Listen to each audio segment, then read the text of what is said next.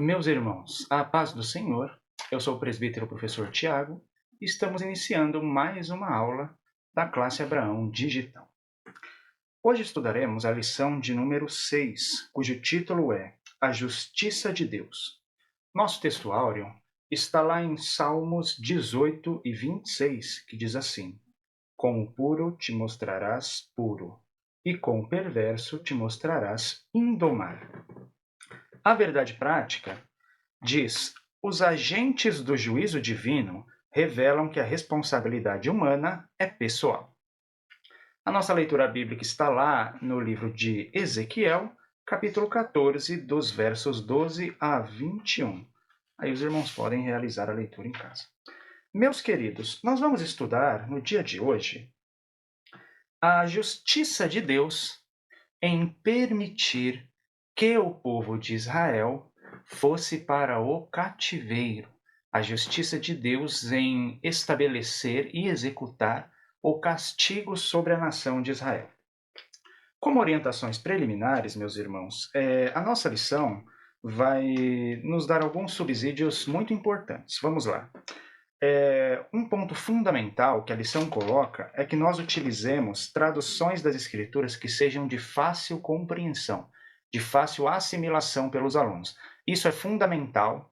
Os textos do Antigo Testamento às vezes contêm palavras ou expressões que não são de conhecimento geral, e é interessante que nós utilizemos mais de uma tradução para preparar a aula e também para utilizar na sala de aula. No nosso caso, a lição recomenda a tradução NAA, Nova Almeida Atualizada, que é uma tradução muito boa.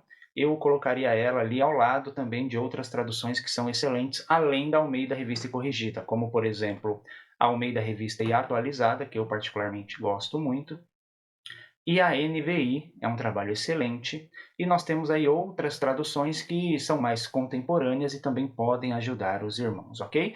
Com destaque também para King James Fiel. Seguindo, irmãos, o comentarista nos dá aqui algumas recomendações. E uma delas é muito interessante e muito importante, que nós chamemos a classe para participar, que nós chamemos a classe para discutir, para dar a sua opinião, a sua visão sobre os assuntos em pauta. E aí, meus queridos, ele dá a sugestão de chamar um aluno ou alguns alunos para comentar uma parte, um trecho da lição. Essa é uma prática muito interessante. Dependendo da abordagem, deve ser combinada previamente com um aluno, ok? E se for realizada sem prévio aviso na sala de aula, é interessante não que nós deixemos o aluno comentar um trecho da lição, mas é interessante que nós peçamos para eles falarem as suas opiniões sobre algum conceito utilizado na lição, sobre algum conceito importante para as lições. Na nossa lição, nós podemos pedir para que um ou dois alunos deem a sua opinião, façam um breve comentário sobre a justiça divina, o juízo divino, sobre a questão da liberdade, do livre-arbítrio e da responsabilidade, que é muito importante no contexto dessa lição e desse trimestre, e também sobre a lei da semeadura. Ok, meus queridos? Então, são conceitos importantes, não apenas nessa lição, mas em todo o trimestre, que alguns alunos podem contribuir com suas visões, lembrando que o nosso papel como docentes, como professores, é alinhar, é guiar, é direcionar não só as opiniões e as ideias, como o conhecimento para os padrões bíblicos, para os padrões que são ensinados nas Escrituras. Muitas pessoas poderiam considerar injusto, poderiam considerar errado Deus castigar o povo de Judá como fez, Deus castigar o seu povo da forma que ele fez. Mas dentro dos parâmetros bíblicos, o que Deus fez foi perfeitamente justo, até porque Deus, por definição, não pode cometer injustiça. Meus queridos, entrando no texto da lição da revista propriamente dito e no comentário, o nosso comentarista vai dizer que o texto de Ezequiel, ali da nossa leitura bíblica, do capítulo 14, verso 12 a 21, é um texto que pode ser aplicado tanto para o povo de Deus de então, o povo de Judá, como também para o povo de Deus nos dias atuais, ok? Então, ele é um texto que parte do geral ou do genérico para o específico ou o particular. Mas as recomendações dadas ali também servem para os dias de hoje, ok? Nós temos ali, então, a explicação, a definição sobre a justiça de Deus. Sobre a justiça de Deus, irmãos, é muito importante, e eu sempre repito isso nas minhas explicações para os alunos, e mesmo aqui na classe digital, que nós, quando pensamos em Deus, precisamos entender, precisamos compreender que os atributos de Deus são atributos harmônicos. Os atributos de Deus são atributos que estão em harmonia uns com os outros, de forma que as características de Deus, os atributos de Deus, a essência de quem Deus é, do que ele faz, do que ele pode fazer, ela não entra em contradição em momento algum. Portanto, a justiça de Deus está alinhada com o seu amor, com a sua misericórdia, com a sua graça, com a sua compaixão, com a sua sabedoria, com o seu infinito poder, com a sua eternidade e assim por diante, ok? Deus não precisa abrir mão do uso de um atributo para exercer o outro. Então, meus queridos, é muito importante que nós deixemos isso claro para os alunos, que apesar de o cativeiro ter sido terrível para o povo, ter causado mortes, sofrimentos, ter causado guerras, invasões à terra dos judeus, invasões a Jerusalém, a destruição do templo, apesar de tudo isso, mesmo o cativeiro é um ato de justiça em Deus punir o povo por sua rebeldia, por sua infidelidade, por sua idolatria, mas ao mesmo tempo é um ato de misericórdia e amor, porque ao promover o cativeiro, Deus restaura um remanescente após os 70 anos. Ao promover o cativeiro, o problema da idolatria e da rebeldia, ele é grandemente minimizado na nação de Israel.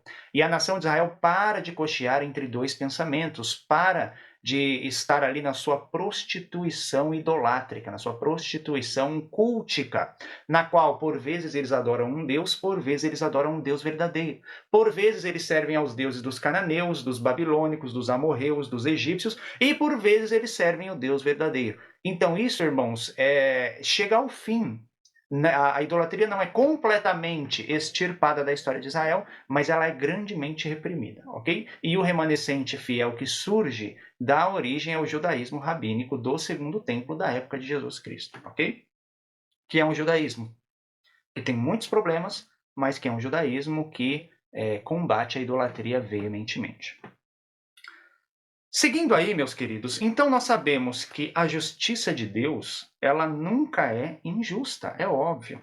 E a justiça de Deus, ela nunca é sem prévio aviso. Nas Escrituras, Deus, ele não exerce o seu juízo sem antes avisar, sem antes enviar os seus servos, os seus mensageiros, os seus profetas. Então a justiça de Deus é uma justiça que primeiro ocorrem avisos, ocorrem chamamentos para que o povo retorne a Deus, e em último caso, Deus estabelece a justiça da forma como estabeleceu com o povo, com um castigo, um cativeiro.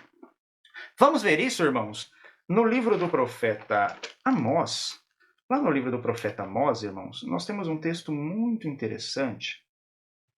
No capítulo 3, nós vamos ler os versos de 1 a 7, que diz assim: Ouvi a palavra que o Senhor fala contra vós outros, filho de Israel, contra toda a família que ele faz subir da terra do Egito, dizendo: De todas as famílias da terra, somente a vós escolhi. Portanto, eu vos punirei por todas as vossas iniquidades. Andarão dois juntos, se não houver entre eles acordo? Rugirá o leão no bosque, sem que tenha presa? Levantará o leãozinho no covil a sua voz, se nada tiver apanhado? Cairá a ave no laço em terra, se não houver armadilha para ela? Levantar-se-á o laço da terra, sem que tenha apanhado alguma coisa? Verso 7. Certamente o Senhor não fará coisa alguma, sem primeiro revelar o seu segredo aos seus servos, os profetas.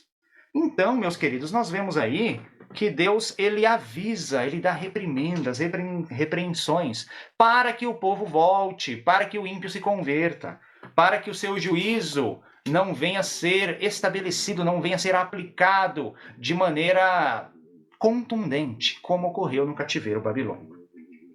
A justiça de Deus, irmãos, estabelece alguns requisitos, alguns parâmetros para que haja o perdão. E nós vemos na história de Israel, que é contada em partes por Ezequiel e em partes por outros textos da Bíblia, que Deus, irmãos, solicita que o povo siga os seus caminhos. Deus, após estabelecer o juízo, ele solicita que o povo se subjugue ao rei da Babilônia, que o povo não resista. Ele fala que o cativeiro é inevitável. E mesmo assim, os israelitas não dão ouvidos e não ouvem a voz do Senhor. Por quê? Porque eles não cumpriram os requisitos para que houvesse o perdão. Vamos lá. Os requisitos para que haja perdão, irmãos, são basicamente divididos em 3 categorias, que são a satisfação ou a propiciação, quando há alguma injustiça, quando há algum pecado, esse pecado deve ser satisfeito, propiciado. Alguém deve propiciar o perdão deste pecado. Deve haver, em segundo lugar, o arrependimento. Portanto, quando alguém peca, quando alguém está em rebeldia, a pessoa deve arrepender-se, o povo deve arrepender-se para que haja o perdão. E nós vemos na história de Israel, irmãos, que em muitos momentos a nação ali do povo de Deus, de Judá, mostra não estar arrependida, não estar contristada pelos seus pecados, pela sua idolatria.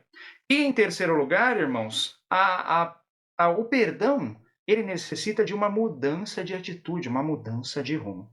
Vamos à Bíblia, meus irmãos. O primeiro requisito para que haja o perdão é a satisfação, a propiciação. Nós vemos isso muito claramente lá na Epístola de Paulo aos Romanos. No capítulo 3, a partir do verso 21, nós temos Paulo decorrendo exatamente sobre a questão da lei e da justiça, lembrando que tudo o que aconteceu ao povo de Israel estava estabelecido lá nos textos do Pentateuco, nos textos dos livros de Josué, Juízes e assim por diante. Então, quando Deus permite o cativeiro, Deus não faz nada novo. Deus apenas realiza aquilo que ele disse que faria. E aí Paulo diz sobre a justiça, lá no capítulo 3, verso 21 da Epístola aos Romanos. Mas agora, sem lei, se manifestou a justiça de Deus, testemunhada pela lei e pelos profetas. Justiça de Deus mediante a fé em Cristo, para todos e sobre todos os que creem, porque não há distinção. Porque todos pecaram e carecem da glória de Deus, sendo justificados gratuitamente por sua graça, mediante a redenção que há em Cristo Jesus, a quem Deus propôs no seu sangue como propiciação, mediante a fé, para manifestar a sua justiça, por ter Deus, na sua tolerância, deixado impunes os pecados anteriormente cometidos. Então nós temos aqui, irmãos, Cristo como a propiciação pelos pecados, a propiciação que forneceu a justiça que nos permite ser perdoados dos nossos pecados, sermos salvos, sermos libertos, sermos livres da ira futura. Sobre a justiça de Deus, irmãos, e a propiciação dos pecados, nós vemos Paulo continua dizendo no verso 26 o seguinte: tendo em vista a manifestação da sua justiça no tempo presente, para ele mesmo ser justo e o justificador, atenção, daquele que tem fé em Jesus. Onde está, pois, a jactância? Foi de fato excluído. Por que lei? Das obras? Não, pelo contrário, pela lei da fé. Portanto, meus queridos, neste texto nós temos alguns elementos importantes. A redenção nossa, ela está fundamentada na redenção que há em Cristo Jesus, no sacrifício de Cristo Jesus. Nós temos que Deus propôs no sangue de Jesus propiciar a satisfação pelo nosso pecado, então houve uma propiciação. Houve ali uma satisfação pelo pecado. Nós temos, irmãos, que essa justiça é alcançada mediante a fé. Para que haja fé, deve haver um verdadeiro arrependimento. E nós vemos que o povo de Judá não demonstrou verdadeiro arrependimento por sua rebeldia. E aí, meus irmãos, nós vemos que Deus, Cristo, é justo e justificador daquele que tem a fé em Jesus. Então, a base do perdão, irmãos, a base da justiça que perdoa, não da justiça que castiga, é ter fé em Cristo Jesus. No caso do povo de Israel da época, no povo de Judá da época, no povo de Deus, era ter fé nos mensageiros de Deus e na mensagem contida nas Sagradas Escrituras, na mensagem contida na lei, nos profetas e nos salmos, ok? Aqui, meus irmãos, nós temos também que outro requisito é uma mudança de rumo. Nós vemos isso lá na Epístola de Gálatas, no capítulo 6. Nós temos um trecho também muito interessante a partir do verso 14 e também no verso 15. Paulo diz assim, toda aquela discussão sobre a circuncisão, sobre a guarda dos sábados, sobre a dieta judaica, sobre as leis, sobre se os cristãos agora convertidos deveriam seguir aqueles marcadores, delimitadores da religião judaica.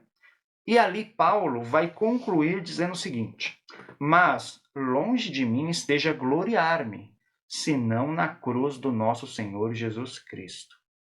Porque pela qual o mundo está crucificado para mim, e eu para o mundo.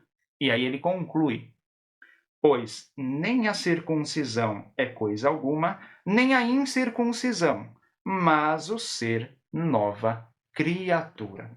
Portanto, meus queridos, o povo de Judá, o povo de Deus, não desejava arrepender-se e se tornar uma nova criatura. Não desejava abandonar a idolatria, abandonar a rebeldia, não desejava abandonar os falsos profetas que nós vimos na lição passada. O povo desejava continuar em sua idolatria e em suas práticas abomináveis de rebeldia. Isso fez com que a justiça do Senhor fosse executada não estabelecendo um perdão, mas fosse executada através de um castigo, de uma punição. A justiça de Deus, irmãos, ela estabelece um limite para a longanimidade de Deus. Nós sabemos que Deus é longânimo, que Deus é tardio em irar-se, grande em misericórdia. Mas mesmo a longanimidade de Deus tem um limite, ok? Então nós vemos que lá no texto de Romanos, Paulo fala que Deus suportou os pecados. Vamos voltar lá em Romanos 3, irmãos, que é um texto muito importante. No verso 25 diz assim, a quem Deus propôs no seu sangue como propiciação, mediante a fé, para manifestar a sua justiça, por ter Deus, na sua tolerância, deixado impunes os pecados dantes cometidos, tendo em vista a manifestação da sua justiça no tempo presente. Então, Deus foi tão longânimo que Deus, durante um período muito grande de tempo, irmãos, ele deixou impunes os pecados, tanto do mundo quanto de Judá. E esses pecados, irmãos, depois eles manifestaram a justiça de Deus. Em primeiro lugar, e de modo localizado, quando Deus permite que o povo seja destruído, seja capturado e seja levado para a Babilônia e passe 70 anos no cativeiro. E em segundo lugar, na verdade de uma forma completa, plena, maior, quando Deus permite que o seu próprio filho seja capturado, seja levado até o Gólgota e seja assassinado para que ele satisfizesse a justiça pelos pecados cometidos por toda a humanidade. Ok? Então, por que Deus permitiu que pecados ficassem impunes? Porque em seu Filho ele puniu todo o pecado. Porém, se não houver o arrependimento, se não houver a mudança de rumo, esse sacrifício de Jesus Cristo não terá valor para aqueles que permanecem na rebeldia e iniquidade. Eles serão novamente levados a um cativeiro de servidão, a um cativeiro que desta vez será eterno, ao inferno eterno, ao lago de fogo. Meus queridos, Paulo mostra que Deus, ele suportou os pecados dantes cometidos, tendo em vista a manifestação da sua justiça no tempo de Paulo, através de Cristo. Isso quer dizer o quê, irmãos? A justiça de Deus não está sujeita à temporalidade. E isso, irmãos, nós temos que entender que é uma questão difícil para nós e para nossos alunos, porque isso quer dizer que existem injustiças que apenas serão punidas na eternidade. Por quê? Porque a justiça de Deus não se limita ao tempo. Então, mesmo que Deus não faça a sua justiça neste momento, no momento em que ela ocorre, a justiça de Deus será inevitavelmente efetivada, aplicada. Seja na na concessão de misericórdia e graça através do sangue de Jesus, ou seja, na aplicação de castigo eterno através do juízo final. Nós temos, irmãos, que a justiça de Deus é de um nível tão elevado que o próprio Paulo deixa claro que Deus pune o seu próprio Filho para nos livrar do pecado, para justamente poder nos perdoar. É necessário ter fé em Jesus para que essa justiça seja efetivada, seja recebida. Os israelitas, os hebreus, os judeus, tanto do primeiro cativeiro, cativeiro assírio, quanto do cativeiro babilônico, segundo cativeiro, eles não exerceram sua fé no verdadeiro Deus como deveriam, e por isso foram destruídos e levados cativos. Romanos 8:25, irmãos, 8:32, vai nos mostrar essa justiça. Quando ele diz assim: aquele que não poupou seu próprio filho, antes por todos nós o entregou, porventura não nos dará graciosamente com ele todas as coisas? Então, Paulo está falando a quem? A igreja de Roma. Ele está dizendo, Deus não poupou seu próprio filho, ele o entregou por todos nós. Então, irmãos, a satisfação pelo pecado já está feita por toda a humanidade. Agora a humanidade necessita se arrepender e mudar de rumo, coisa que o povo de Judá não fez. Sobre a justiça de Deus, irmãos, e sobre esse trecho de Ezequiel 14, o teólogo R.C. Sproul diz o seguinte: em face do que ele faria mais tarde, Deus podia, com justiça, passar por cima dos pecados anteriormente cometidos. Seguindo, meus queridos, nós temos aqui, o comentarista vai listar para nós as 4 formas, as 4 modalidades que Deus usa para consolidar a sua justiça e para punir o povo, os agentes do juízo divino. E aqui, irmãos, a justiça é a retribuição justa que Deus dá ao povo pelo pecado cometido. E os 4 elementos apontados pelo comentarista são a espada, a fome, os animais e a peste. Se os irmãos voltarem lá no texto de Deuteronômio 28, os irmãos vão ver que todos esses agentes do juízo de Deus, todos esses elementos, todas essas ferramentas de castigo, poderíamos dizer assim, ferramentas de juízo, estão previstas em Deuteronômio 28. Novamente, Deus não faz nada novo. Deus apenas estava aplicando a justiça que ele disse que faria se o povo fosse rebelde. E aí, meus irmãos, nós vemos a questão importante também que a lição estabelece, é a questão da petição, da intercessão, que não é respondida, apesar de ter sido feita por homens de Deus. E aí nós temos o exemplo de Moisés e Samuel, que poderiam estar intercedendo, mas mesmo assim o povo seria castigado. E nós temos o exemplo de Noé, Daniel e Jó. Mesmo se esses homens justos estivessem entre o povo, irmãos, eles não poderiam convencer o povo da sua rebeldia. Tamanha a rebelião do povo contra o Senhor Deus. Tamanho o pecado impregnado e contaminado dentro do coração do povo de Deus. E aí, as Escrituras nos mostram quando, em que ponto o castigo se torna inevitável. Isso é muito claro, irmãos, lá no texto de 2 Crônicas, que explica as motivações de Deus com relação à sua justiça, ao cativeiro irrevogável que ele estabeleceu para o povo de Judá. Lá no texto de 2 Crônicas, capítulo 36, nós temos um trecho interessantíssimo, irmãos, a partir do verso 11, que vai dizer o seguinte: olha só, irmãos, o procedimento do povo. Tinha Zedequias a idade de 21 anos quando começou a reinar, e reinou 11 anos em Jerusalém. Fez o que era mal perante o Senhor, seu Deus, e não se humilhou perante o profeta Jeremias, que falava da parte do Senhor. Então, irmãos, Zedequias, ele vai reinar ali a partir do momento que a segunda leva é retirada da terra prometida e entre o estabelecimento da terceira e última leva de cativos. Então, mais ou menos ali, irmãos, entre o ano 598, 597 a.C. até o ano 586 antes de Cristo. É mais ou menos esse recorte histórico. O povo de Deus já tinha sido invadido e saqueado 2 vezes, na primeira leva e na segunda leva. E Zedequias, mesmo assim, não ouvia o que Deus falava por intermédio de Jeremias. E aí, no verso 13, nós temos assim: rebelou-se também contra o rei Nabucodonosor, que o tinha ajuramentado por Deus, mas endureceu a sua cerviz, e tanto se obstinou no seu coração que não voltou ao Senhor, Deus de Israel. Então Zedequias estava sob um juramento, e mesmo assim ele se rebelou contra o rei.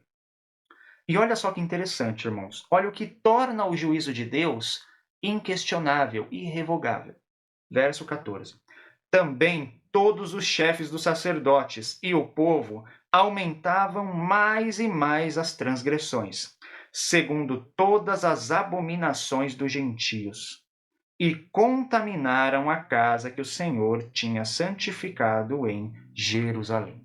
Então, irmãos, sacerdotes, povo, todos continuaram nas abominações dos povos, e além disso ainda contaminaram o templo do Senhor. Mas vai ficar pior, irmãos. Verso 15. O Senhor, Deus de seus pais, começando de madrugada, falou-lhes por intermédio dos seus mensageiros, porque se compadecera do seu povo e da sua própria morada. Então, apesar de tudo isso, irmãos, Deus se compadeceu do seu povo, porque Deus tinha consciência do castigo que viria. E se compadeceu da sua própria casa destruída, feita ali com tanto esmero. Deus, então, por se compadecer do povo, olha a longanimidade de Deus. Ele envia seus mensageiros, irmãos. Verso 16. Eles, porém, zombavam dos mensageiros, desprezavam as palavras de Deus e mofavam dos seus profetas. Ou mofavam ali, irmãos, seria o mesmo que debochavam. E se nós olharmos ali nas traduções possíveis, irmãos, mofavam pode significar até abusavam dos seus profetas. Mofavam dos seus profetas, até que subiu a ira do Senhor contra o seu povo, e não houve remédio algum. Então, não é que Deus foi rápido em castigar o povo. Deus foi longânimo. Deus teve compaixão. Deus se compadeceu do povo, da sua casa. Deus enviou os profetas. Deus enviou Jeremias. E mesmo assim, esses profetas foram zombados, caluniados, debocharam deles e humilharam os profetas de Deus, a tal ponto que a ira de Deus subiu e aí não houve mais remédio. Deus toma uma decisão em castigar o seu povo. Verso 17. Por isso, por causa de tudo isso que aconteceu, irmãos, o Senhor fez subir contra ele o rei dos caldeus, o qual matou seus jovens à espada na casa do seu santuário, e não teve piedade nem dos jovens, nem das donzelas, nem dos velhos, nem dos mais avançados, a todos os deu nas suas mãos. Todos esses que eram, inclusive, idólatras e rebeldes contra Deus.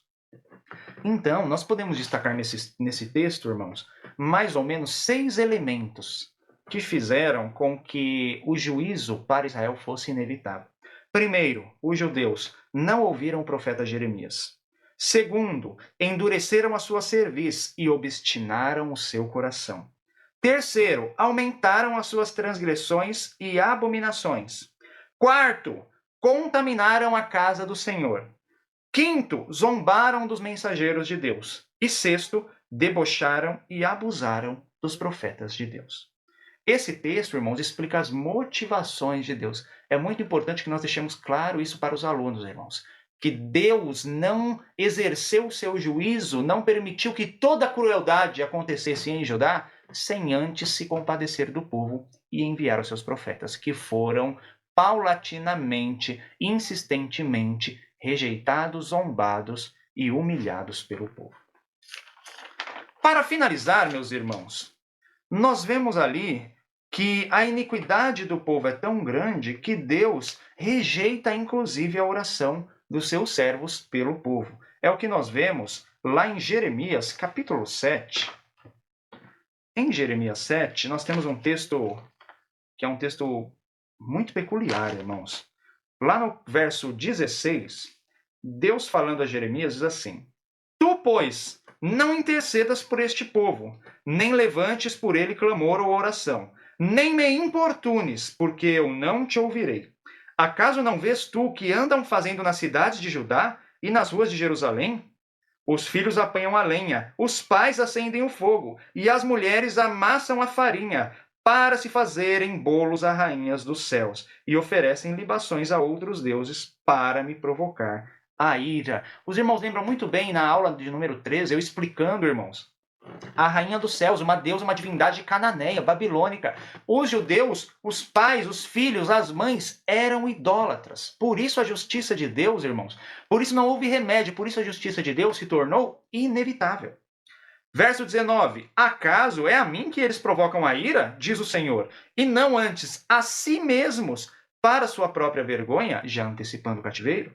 Portanto, assim diz o Senhor Deus: Eis que a minha ira e o meu furor se derramarão sobre esse lugar, e sobre os homens, e sobre os animais, e sobre as árvores do campo, e sobre os frutos da terra. Arderá e não se apagará. Nós vemos aí então que tamanha foi a idolatria do povo de Deus que a justiça, o castigo, se tornou inevitável. Apesar de Deus atender à oração dos seus santos, como está lá em Tiago 5,16, irmãos, por conta da gravidade, da severidade do pecado, Deus rejeitou, Deus até solicita que Jeremias não ore pelo povo, porque a situação era de tamanha gravidade que a ira de Deus era inevitável. Ok?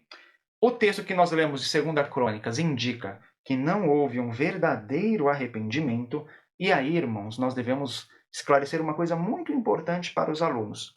Isso indica também, irmãos, algo mais que um desvio dos caminhos de Deus.